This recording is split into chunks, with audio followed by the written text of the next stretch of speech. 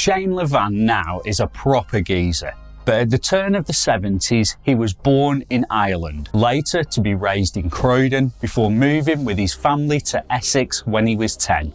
His father was a country and western DJ, and inspired by him, Shane embarked on a career as a DJ in the late 80s. It's a career that has seen Shane create his own radio station, perform all across Europe, and put his own stamp on a special time for happy hardcore. Hi, I'm Stuart and this is Hardcore History. Every month I take a look at the DJs, MCs and very soon singers of our happy hardcore past. This month we travel towards the south of England again as we take a look at DJ Vibes, someone who you will see with others left their imprint on the 90s rave scene. We cracked 1,000 subs, you guys, and I'm so happy. Got a big announcement about the next video later, so stick around for that. If you didn't already click it, subscribe button down here somewhere with the like button too, if you don't mind. Let's get on our way. It's the late 80s when we pick up this story, and in his mum's garage with Terry Hardy and Barry J, Shane started the pirate radio station Elite FM, broadcasting on 98 MHz to the local area, sometimes further if you were lucky. In the beginning the station played a lot of soul, jazz and funk, as these were genres that Shane loved since his teenage years at St Anselm's School in Basildon. Shane used to frequently go to Brick House Records in Grays, Essex, who sold bargain packs of records. Priced at 5 for 15 quid, it was a bargain, but they were all wrapped up and you didn't quite know what you would get. Shane took a chance on a couple of these bundles, and lucky he did. Stashed within the packs were rave tracks, late 80s breakthrough stuff with the man himself remembering releases such as Strawberry Fields Forever by Candy Flip, Man Machine by Kraftwerk and the self-titled LFO being in some of the bargain selections of the time.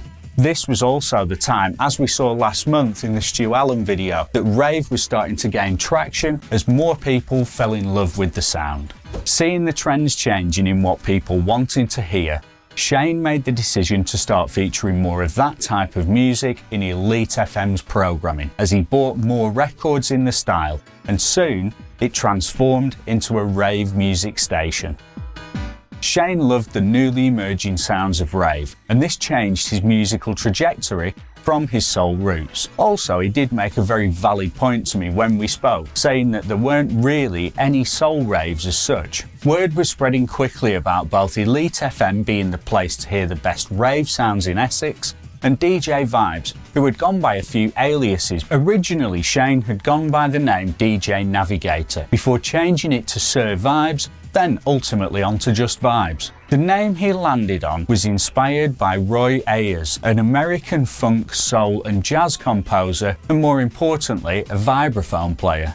He started to get bookings to play at youth clubs and other small clubs playing soul. Hang on, I did a whole rewind thing on you there. I apologise. Rewind back to the soul days for a moment, please. To encourage other promoters to let him play for them, he would offer advertising on his radio station, and later found himself being booked at what sources indicate was his first proper gig at Rush at the Pyramid Centre in Dalston, London. He was booked by legendary rave promoter Kenny Sting King, who also had the telepathy events on his CV. After getting a taste for playing out to a crowd at these raves, he would constantly lobby promoters with tapes in an effort to gain bookings, hit the streets to hand out flyers for events, and could even be found at the raves with a bag of records ready to step in if someone didn't show up. Fast forward back to 1991 and we find Elite FM about to put on their very own rave. With the following that the station had amassed, the Teddy Bears Picnic was a great success,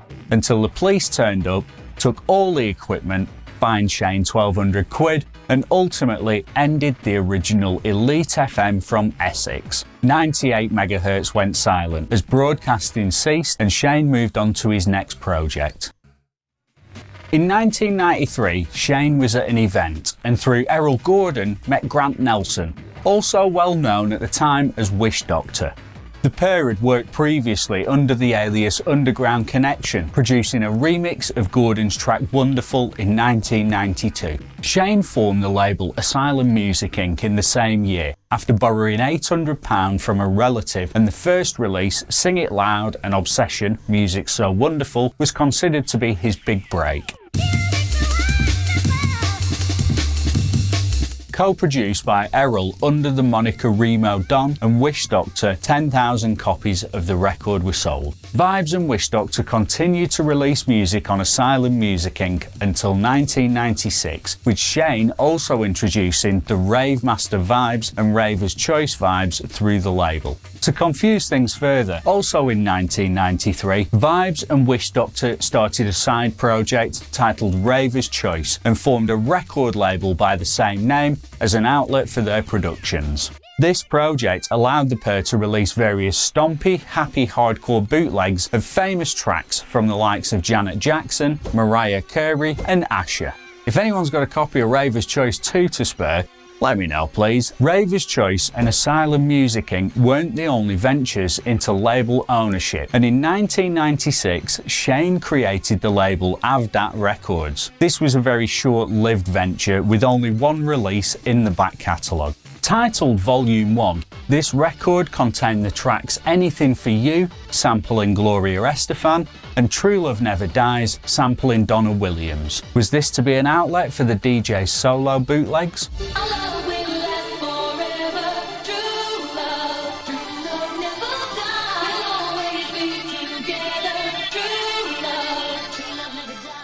Towards the end of the 90s, trends were changing again, and happy hardcore was falling out of the limelight. Shane needed to find something to occupy his time, finding himself with more of it as hardcore events around the country dropped off. A new sound was coming through, in and around London, that Vibes was starting to enjoy. It was the sound of UK garage, and he loved those vocal grooves. When I spoke to him, he told me that garage was a hobby that turned into a few gigs. And while it did gain him a lot of work across Europe during the late 90s and early 2000s, happy hardcore was where his heart was, and he had no intention of turning his back on the scene. Kavos and Cyprus were some of the few places where Shane spent a lot of time during his foray into the garage scene, while also having a residency with Club 18 to 30s in Ibiza for many years. Shane never did produce any music in the garage genre, certainly none that I can find, although he may well have produced something which was never released or just to play out himself. Unlike some of the other DJs we've looked into, when we saw the second coming of happy hardcore, Shane noticed a new trend starting. It was that of the nostalgic raver, who wanted to hear the old school vibes. Shane grabbed his records and went to work, helping to build a new extension of the rave scene. One with a slightly older crowd who maybe went out twice a month, but when they did, they wanted to relive their classic Dreamscape and Helter Skelter days. That's pretty much what DJ Vibes brings to his sets now. Music from his golden 93 to 98 era that has all the elements needed to invoke those heady flashbacks. Technology-wise, of course, Shane has moved with the times, but not fully, and to be fair, the reason he gave me for that was solid. Now when he plays out, Shane tends to use CDs. I believe he does keep a USB stick or two on him, just in case, but says he prefers CDs as a DJ format. It's too easy to lose a memory stick, and if you lose it, that's all your music gone. With a CD, it's not as easy to lose, and once he's played the set, he can eject that warm, toasty disc from the CD deck and hand it to someone in the crowd. Now that's a souvenir any raver would treasure. Do you want side of music to go with your video? No problems, check this out. If you head now to one of these places, there's a 1-hour mix just for you. Grab a link from the description of this video at the end and turn it up. It's hardcore, it's supposed to be played loud. Around the time that Vibes released Obsession, Music So Wonderful, he'd been booked for a rave called Elevation at the Roller Express in London. Before he was due to start, he was approached by Lee Bennett, one of the founding members of the Partners in Crime Dance Act, who were seeing incredible success at various raves around London. Over the next year, Partners in Crime danced for Vibes on several occasions, until Lee started to lose interest in being a dancer. Shane and Lee had become friends in this time, and would meet up for a pint and a game of snooker through the week. Sometimes Lee would even drive Shane to gigs, even when not performing himself. On the Couture 303 podcast, Lee mentions that at the time he wasn't thinking that he wanted to become an MC. Rather, he just didn't want to be a dancer anymore. One night, Lee had driven Shane to Soul Drop and a small club called Milwaukee's. The event was called Equinox, a weekly event where the DJs played a bit of everything, but the MCs were more fitted to jungle and drum and bass. Shane asked Lee if he'd be up for picking up the mic during his set, which he did. He hadn't become Livelee by this point, he was just Lee. That was the start of a lifelong friendship and a DJ-MC partnership that rivaled most out there. Vibes and Livelee performed at a few clubs around the UK before being booked for Club Kinetic in Stoke-on-Trent. It was after this set that people started to take notice of Lee, and ultimately when Lee would take the next step in his MC career after he got a call from Shane to say that Kinetic wanted to book them as a pair. At Kinetic, the sets were recorded to produce tape packs, and as Livelee started to appear on those tapes with Vibes, more promoters wanted to book them together. The result was almost daily calls from Shane to Lee, with new bookings they were being offered. One night at a Dreamscape event in Milton Keynes, Lee met up with Charlie B, who had some of, at the time, Lee's favourite party prescriptions, and they went off to Charlie's house to get on it. 3 days into the session, and they were trying to decide what to do. Grabbing paper and pens, they chose to have a rap battle with each other. Some of the lyrics from that battle made their way into Lively's sets, which in turn ended up on tape packs. Ravers were learning his lyrics and reciting them back to him at gigs, and when Lee saw this, he turned to Shane and said, "We've got some here." Taking inspiration from seeing the likes of Mallorca Lee and Sharky, Livelee knew that if he could tap into the same energy from these well-established artists, could look the crowd in the eye, hype them up and keep his lyrics, he'd be able to take this skill onto another level. He was right, but what made the Vibes and Livelee partnership work so well? Lee himself puts it down to them being like brothers. They would spend time together away from the gigs, but also tried to keep themselves busy with bookings. They would drive everywhere together, and on rave nights could spend 8 hours in a car together and 4 hours performing, sometimes at 8 gigs over the course of a weekend. The friendship they had translated onto the stage and could be seen very easily from the crowd and heard back on the tapes. Vibes and Livelee worked almost exclusively with each other for around 5 years in the late 90s, with Shane himself telling me that he enjoys working with Livelee so much because of the way he can get a crowd going, especially at the bigger events. One event that proved very memorable for the pair during this time was playing the last ever set at the last ever Helter Skelter. Both Shane and Lee have said how much of an honour it was to play at this gig and be there as Dave Prattley took the stage to thank everyone for their support over the years. Lee is pretty much retired from the scene now, but does still come out for the odd Vibes and Livelee performance.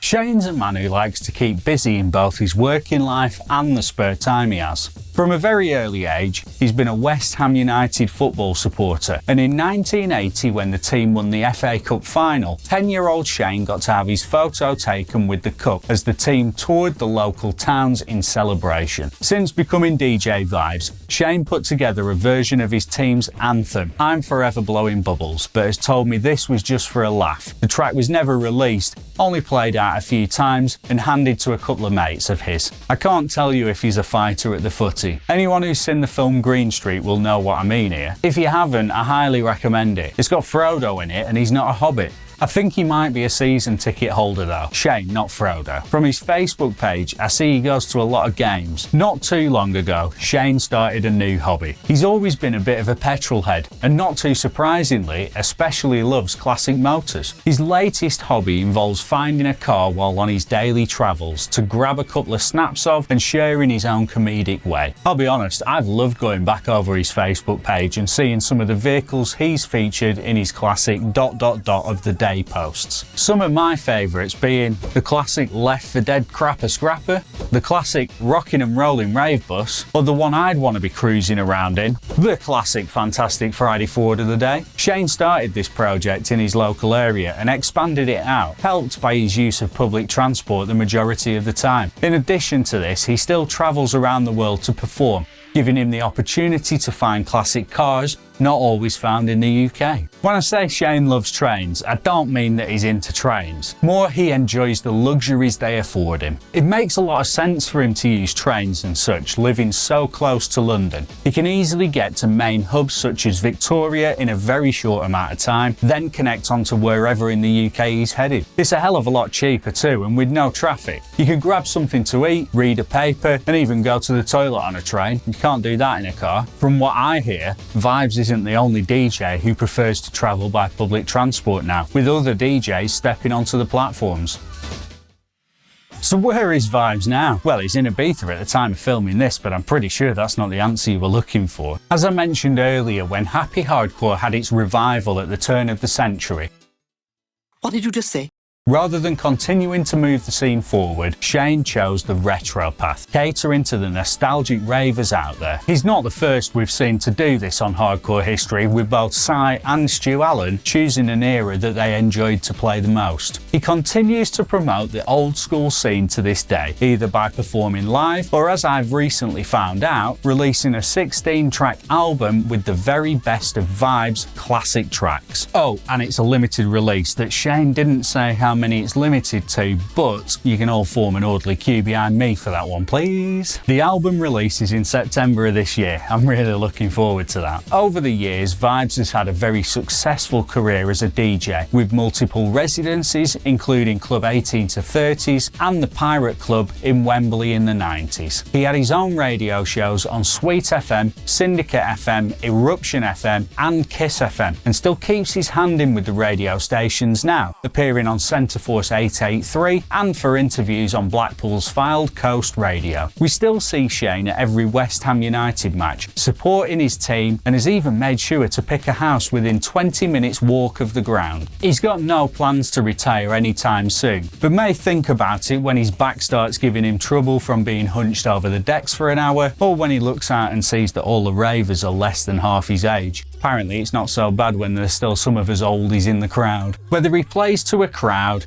on the radio, or you're listening back on that old tape pack, his track selection is second to none, and no one can deny Vibes is a proper geezer and an all-out crowd pleaser. Thanks for watching. I hope you enjoyed this episode of Hardcore History. I'm going to put it out there that I'm also crossing Livelee off my list. We've got to do something to get these names down. I only touched on a little bit of the information out there about Lee, and thanks to Jay over on the Couture 303 podcast, there's a full interview with the man himself that's absolutely worth a listen. I'll bang a link in the description to the channel here on YouTube. And of course, thanks going to Shane for your input into this episode. That's another T crossed off. Who do we do next? I want to break new ground again for the series in the next video by taking a look at one of the singers from the scene. I know, Junior was a singer. It's also going to be our 10th episode, another milestone for Hardcore History. Give that subscribe button a slap to be here for that. And you know, the like button's maybe 100 pixels away. You might as well while you're there. I'll leave you to check out this month's mix while I head out to knock on some more doors. See you next time.